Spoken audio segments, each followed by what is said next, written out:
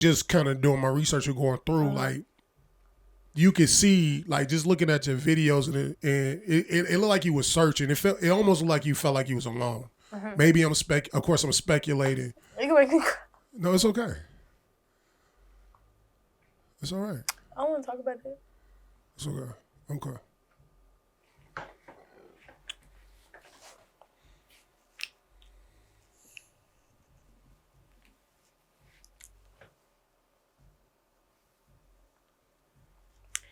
I just need a minute.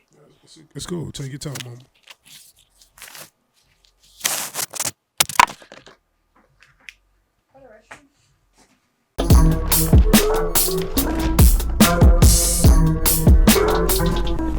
All right, here we go. Yo, yo, yo. What up, though? Cuban Savage in the building. How you doing? What's good? I'm good. Hey, yeah, like I said, man, I'm excited to sit down with you. Welcome to Mogul State of Mind. Definitely, you've been one of the artists that's been on my list. You're probably one of the most sought after artists in the city. But do you feel like you get your flowers? Like, do you feel like what you've been able to accomplish, do people really celebrate you the way you should? No. I feel like I don't get my flowers in the city. Only from, like, people I know or knew me, like, you know, before I was doing music and stuff. But just, like, overall, no. Why is that? What is it about the city that you feel like people don't get celebrated? I feel like most people be like, you know, like, because I was, like, kind of known in the city already. So I feel like most people be like, I grew up with her. I seen her. She from Runway. She from down the street. Like, she ain't nobody. You know how people be or whatever. And then, I don't really know. But the city is weird. Like, if you don't fuck with them, they'll be like, oh, you don't fuck with us and all this. But it's like if I stay here and pursue my career here, it's like they don't fuck with me. So it's like I have to go look for them flowers on another state. I got you. So since it's our first time sitting down, I want to capture your journey. So growing up in DFW, in Dallas, like, what area did you grow up in and what was that upbringing like? Okay, so I'm from North Dallas.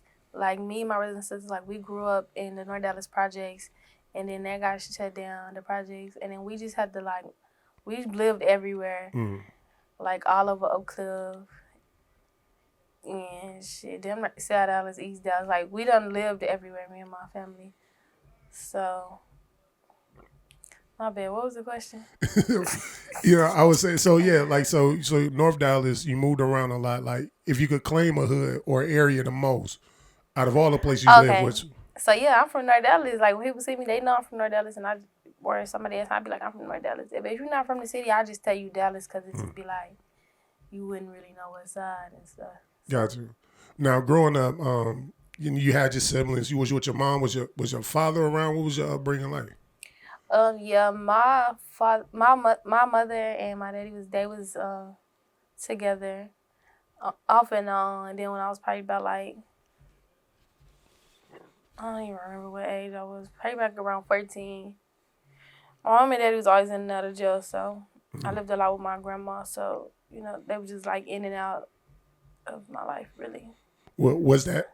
Seeing your mom or having your mom in and out of jail, and I guess your parents, did that become normal to you? Like, yeah, it was. At some point, it became normal. Like, I was just grandma's baby.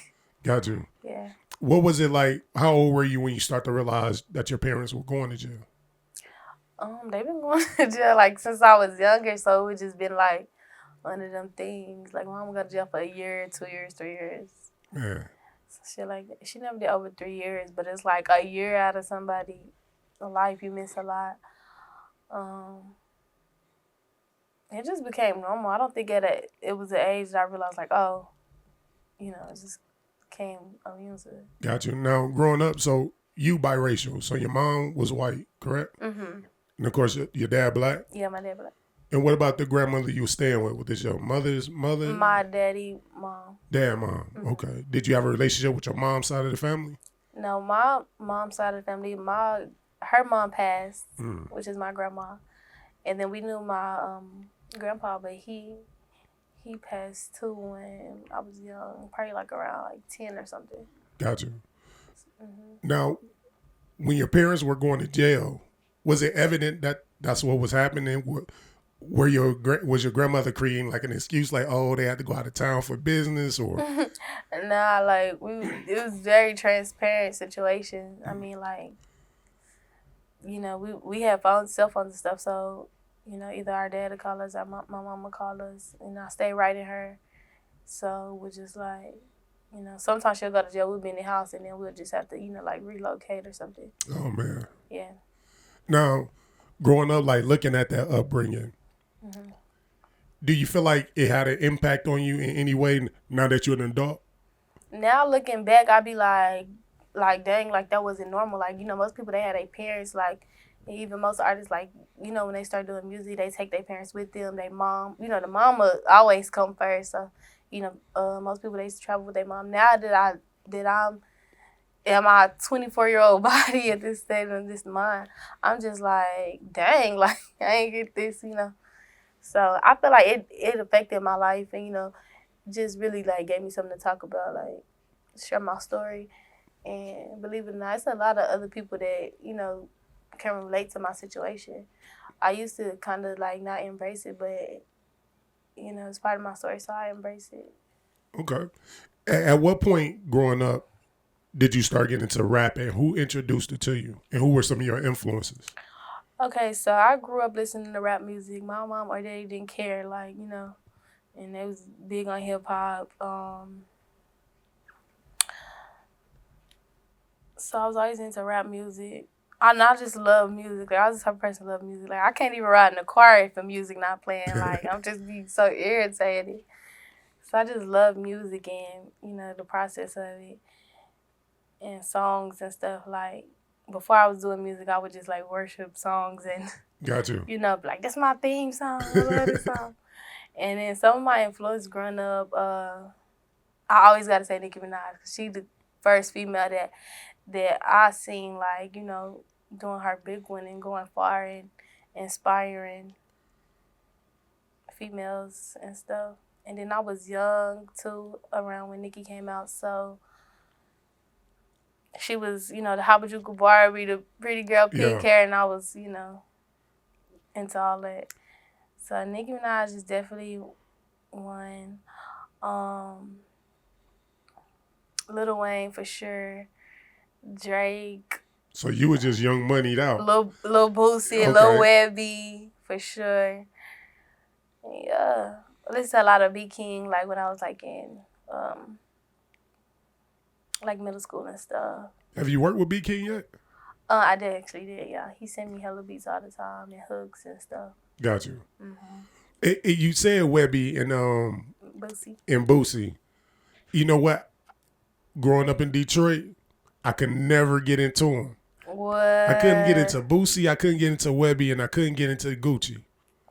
Wow. Like, cause like I'm older, of course, way older than you. Yeah. But I come from an era when somebody got bars, it's you think of Eminem, you think of Nas, you think all the lyrical miracle, blah blah blah blah.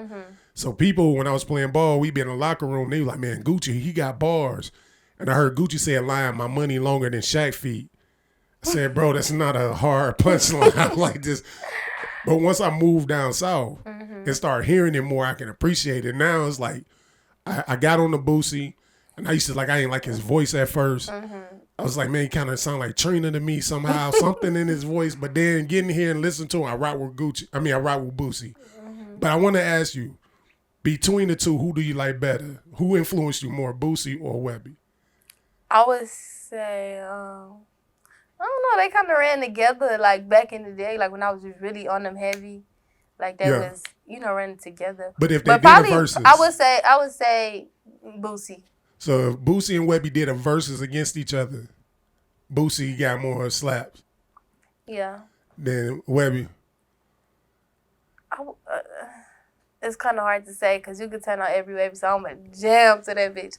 But I don't know. I don't really like verses and people together. But I would say probably Boosie had a more like he had a lot of stuff going on, like, so. Yeah. I was really in tune to that and stuff. For sure. Now you into a lot of music. At what point did you start rapping? How did you get into it? I started rapping like when I was 18. I was like 17, turning 18. So, I was always around, like, in the studios, just different studios, with artists that rap in Dallas and stuff. And then people already thought I was a rapper or whatever. And then I just started rapping, put out a snippet. They was fucking with it. I had artists under my stuff. And like when I put out my first snippet, labels was reaching out to me and stuff. So like from that day on, like I just took it serious. Got you. But prior to getting to rap, your aim was modeling, right? Not so. I used to say that, but I was just more like posting pictures on Instagram. It's not like I went to like modeling agencies and like tried to pursue a modeling career. I feel like people would just say that, and I'd be like, yeah, I'm a model, cause I didn't really do nothing. So you was I didn't really do nothing, like, so it was just like, it was like, I said I was a model, but I really wasn't. So just people push that narrative on me, so then I just like ran with it. So what would you define yourself more like? You was an influencer. I wouldn't even say that because I wasn't even doing shit to influence people. I was just being regular, like posting on social media, like, cute pictures. Got you. Yeah. Now, and it wasn't like model type, like, oh, she's a model. Like, I'm not real tall and skinny and, well, I was skinny, but it wasn't given. Like, even when I was skinny back then, it was like a skinnier people. Yeah. But, yeah, I wasn't really like a model. Now, you say you was around a lot of rappers, and of course it was no secret, but you and Asian were very close at one point in time. How did y'all link up? And how much did she mean to you at that time, just growing up? I actually don't remember. Okay. I mean, just even anything good, it just wasn't nothing good back then. Because I seen a couple of interviews where it was like, so when you was going through what you was going through with your family, it was time that you moved in with her, even though she wasn't in the best conditions. Y'all looked out for each other. It wasn't a time where, like, I'm doing bad with my family, so I had to move in. It was just like I wanted to hang out with my friend, and I wanted to be disobedient. So I'm going to go to my friend's house and do it. Because, like, all my family had cribs. Like, I think my mama was in jail at the time. She was in and out of jail. I always...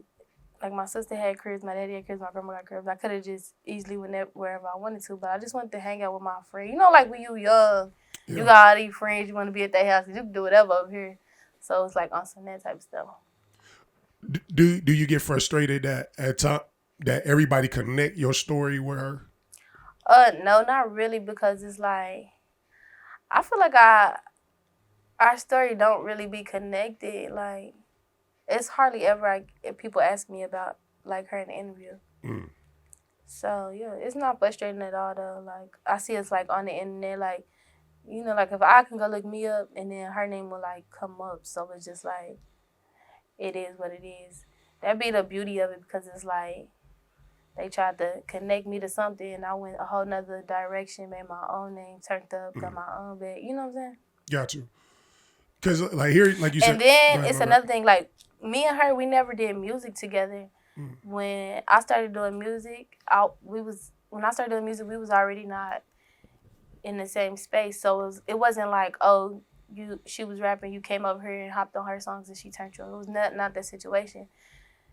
I had already went on this way and started rapping on my own. Got you. Yeah. When you look at it, like you said, now you're 24. Like, you 6 years in now, started rapping at 18. And I don't know, how old were you when you met Asian? 15, 16? I was young as hell. It was young. Probably about 14. Being where you are now, like 13, 14. Age-wise and looking back, do you feel like a lot of the shit was just bullshit that y'all fell out over now that you're just older and more mature? Or is it still very valid? Everything is very valid. Everything got a point. Everything, like, I don't know. Some people just gotta separate. And that's cool. To elevate. Sometimes we outgrow some people. Like, yeah, that's what I think. People outgrow each other. We've been around so long. Like, we wasn't born together. We're not family, so we gonna have, disagreements and stuff. Got you. Um, when your mom ended up passing, do you is that one of the toughest times in your life that you felt like you went through? Kind of take me through that, like when your mom passed and how you found out in Okay. your mindset. Okay. She ain't never wanted to tell me, like, okay, we found out she had cancer like 2019 or whatever, and um she would always be secretive about like how serious it was and all this because she had cervix cancer. Like, you know, like people live a long time and have cervix cancer with them. You know, they take their radiation. You know, people beat it all the time. You know, she was just acting like everything was okay. Like mom, she never showed no signs of weakness or nothing like that. And I mean, she had like a month to live, and I didn't know. She was just Wow. like telling me to come to town. And what else? So my brother called me. He like,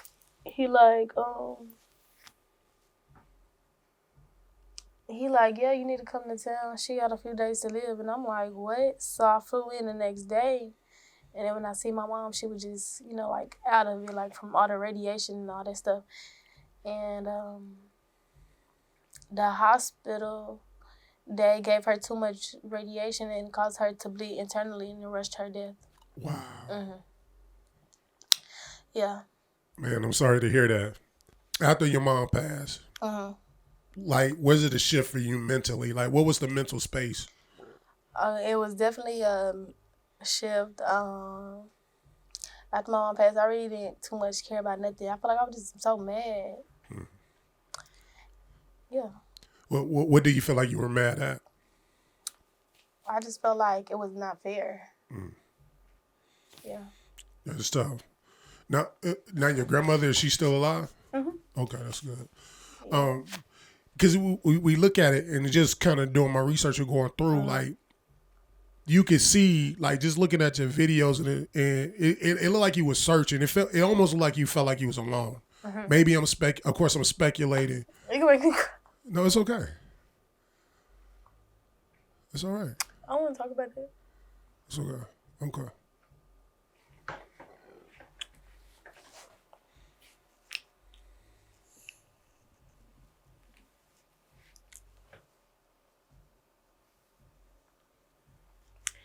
I just need a minute. It's cool. Take your time, mama.